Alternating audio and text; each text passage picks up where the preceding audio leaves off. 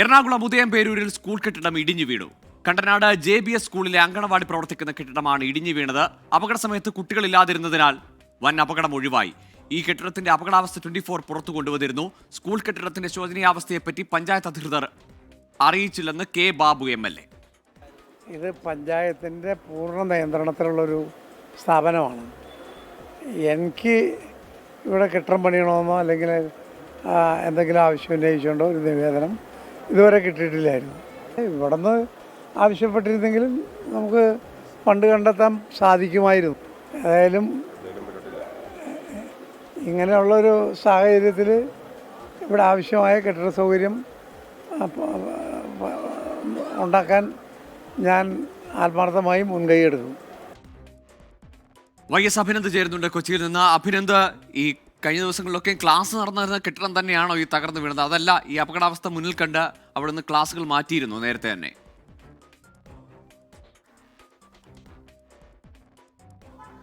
ഗോകുൽ, അങ്ങനെയൊന്നുമല്ല. ഇന്ന് കുട്ടികളില്ലാത്തത് കൊണ്ട് ഒഴിവായൊരു വലിയ ദുരന്തമെന്ന് മാത്രമേ നമുക്കിതിനെ പറയുവാൻ സാധിക്കുകയുള്ളൂ. ഇന്ന് രാവിലെ 9:30 കൂടിയാണ് ഈ സംഭവം ഇവിടെ ഉണ്ടാകുന്നത്. എറണാകുളം ഉദയംപേരൂർ കണ്ടനാട് ഗവൺമെൻറ് JB സ്കൂളാണ് ഇത്. പ്രദേശത്ത് ഒരുപാട് വിദ്യാർത്ഥികൾ പഠിക്കുന്ന ഒരു സ്കൂളാണ്. ഇവിടെ പ്രവർത്തിച്ചുകൊണ്ട് നമ്മൾ ഈ കാണുന്ന ദൃശ്യങ്ങളിൽ കാണുന്ന ഈ കെട്ടിടം, ഈ തകർന്നു വീണ കെട്ടിടത്തിൽ പ്രീ പ്രൈമറി വിഭാഗവും ഒപ്പം തന്നെ അംഗൻവാടിയുമാണ് പ്രവർത്തിച്ചുകൊണ്ടിരുന്നത്. 9 വിദ്യാർത്ഥികളാണ് ഇവിടെ ദിനം പ്രതി വന്നു പോകുന്നത്.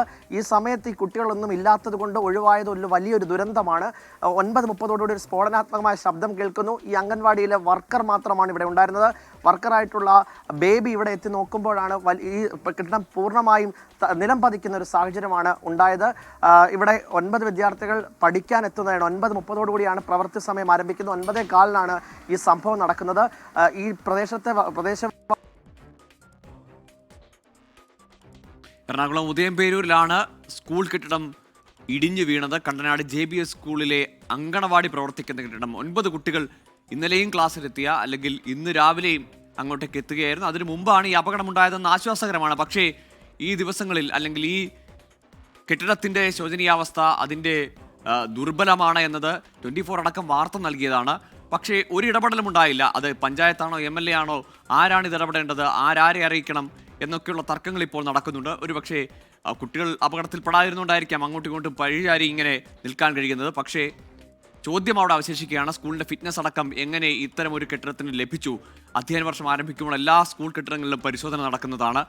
ആ പരിശോധനയിലൊക്കെ എങ്ങനെയാണ് ഈ സ്കൂൾ കെട്ടിടത്തിന് ഫിറ്റ്നസ് ലഭിച്ചതെന്ന് അടക്കമുള്ള ചോദ്യങ്ങൾ ബാക്കിയാകുന്നുണ്ട്. അഭിനന്ദ് തുടരുന്നുണ്ട്. അഭിനന്ദ്, സ്കൂളിലെ അധ്യാപകർ അല്ലെങ്കിൽ ചുമതലപ്പെട്ടവർ, PTA, ഈ അങ്ങനെയുള്ള ഏജൻസികൾ അല്ലെങ്കിൽ പഞ്ചായത്ത് ഈ വിഷയത്തിൽ മുമ്പ് ശ്രദ്ധ പതിപ്പിച്ചിട്ടില്ലേ?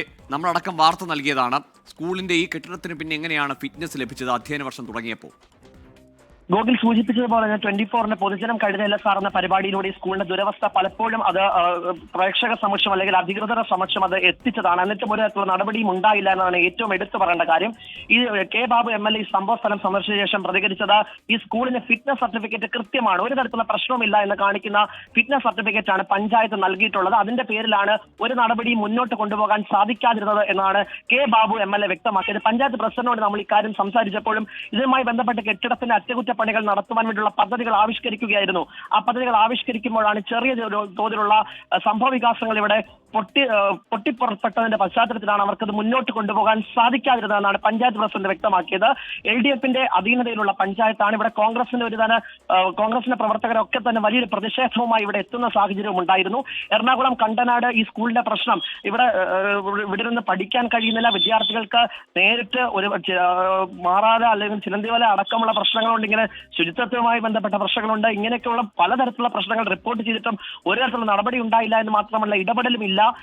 അങ്ങനെയാണ് ഇപ്പോൾ പഞ്ചായത്ത് പ്രസിഡന്റിന്റെ ഗുരുതരമായ ആരോപണം ഇതുമായി ബന്ധപ്പെട്ട് ഉയർന്നു വരുന്നുണ്ട്. LDFന്റെ ഏറ്റവും പ്രധാനപ്പെട്ട പദ്ധതികളുടെ നാഴികക്കല്ലൊന്നാണ് പൊതുവിദ്യാഭ്യാസ സംരക്ഷണമെന്ന് അങ്ങനെ ദ്രുതഗതിയിൽ പുരോഗമിക്കുന്ന സർക്കാർ അവകാശപ്പെടുമ്പോഴാണ് എറണാകുളം പോലൊരു ജില്ലയിൽ ഉദയംപേരൂർ എന്ന സ്ഥലത്ത് ഇത്തരത്തിലേക്ക് ഒരു സംഭവം ഉണ്ടാകുന്നത്.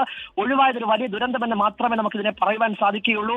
വിദ്യാർത്ഥികൾ ഇവിടെ ഇല്ലാത്തത് കൊണ്ടും അധ്യാപകരുടെ ഒരു അഭാവത്തിനും ഉണ്ടായത് വലിയ ദുരന്തമാണ്. സ്ഫോടനാത്മകമായ ശബ്ദം ഇപ്പോഴും ഞെട്ടലുണ്ടാക്കുന്നു എന്നതാണ് ഇവിടെ നിന്നുള്ള അധ്യാപകരും അവരുടെ നാട്ടുകാരും പറഞ്ഞത്. പറയുന്നത് ഇനിയും ഇതുമായി ബന്ധപ്പെട്ട് മുന്നോട്ട് ഒരു തരത്തിലുള്ള നടപടിയോ ഇടപെടലോ ഉണ്ടായില്ലെങ്കിൽ ജനകീയ പ്രതിഷേധമടക്കം സംഘടിപ്പിക്കുവാൻ വേണ്ടി പോകുന്നു എന്നാണ് ഉദയംപേരൂർ നിവാസികളടക്കം നമ്മളോട് വ്യക്തമാക്കിയത്.